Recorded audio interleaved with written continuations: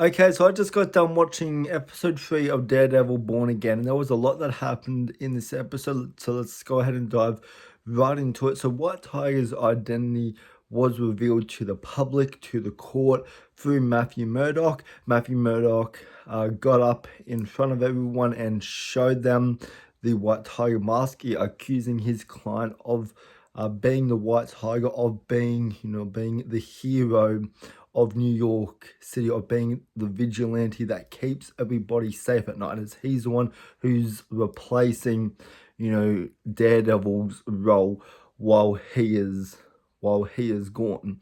And so, I do like that symbolism, through that scene of like Daredevil's legacy, always continues on. Is there's always someone that gets inspired to take up the mantle of being a superhero, and that comes from a background and a story, and there's a motivation that he has of like, this guy used to work, for the New York cops, and he used to work for the system, and now that's the one thing that he is going against and he is trying to clean up.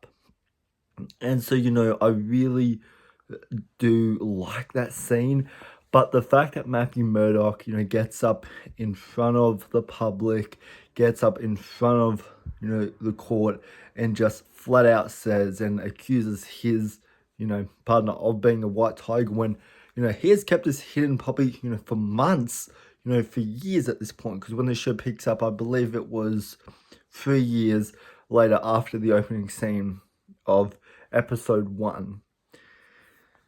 So, yeah, I do like, a lot of the things that they did with the White Tiger, and how this show and how this hero, used to work for the corrupt city, but now he's the one who wants to tidy up, because, New York, this is a city that's, that's known, that's known for its crime, that's known for its corrupt system, as this is a system where, where bad guys will walk away. You will walk away from this system, unscathed, with all their evidence protect up, to keep to keep this city functioning. And this is the type of city that only really, cares about drug deals and, and the money coming in, because that's the picture, that's the image that New York has kind of made for themselves here. And so, you know, I guess in many ways, New York, in this show is kind of, is the main character, as they're being, I guess, they're the main villain here.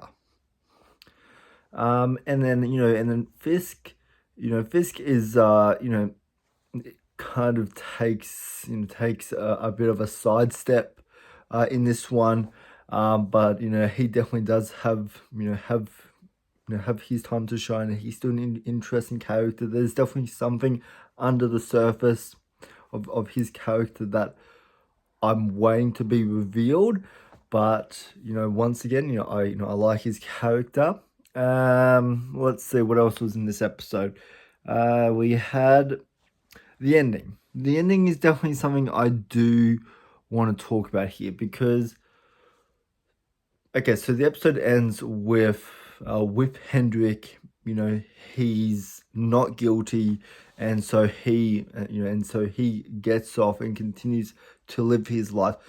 Only 2 seconds later, get shot in the head. So you have 2 episodes, building up, Hendrik and Daredevil's, or Matthew Murdoch's, relationship, just for that storyline to end with him just getting shot in the head.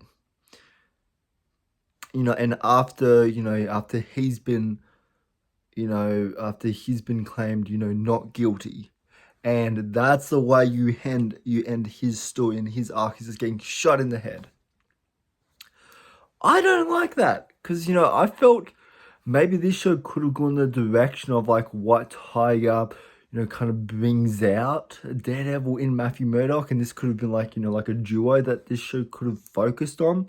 But the fact that there's just some random guy in the shadows that just comes out, pulls the trigger, no hesitation, and then only 2 seconds later find out that this is the Punisher, as we see the Punisher symbol on his chest, hinting at the Punisher's arrival in the show. And man, oh man, oh man, I cannot wait for that. I did not watch the Punisher show, but I've heard that that it is brutal. I've heard that it's a great time. Netflix has done some great stuff.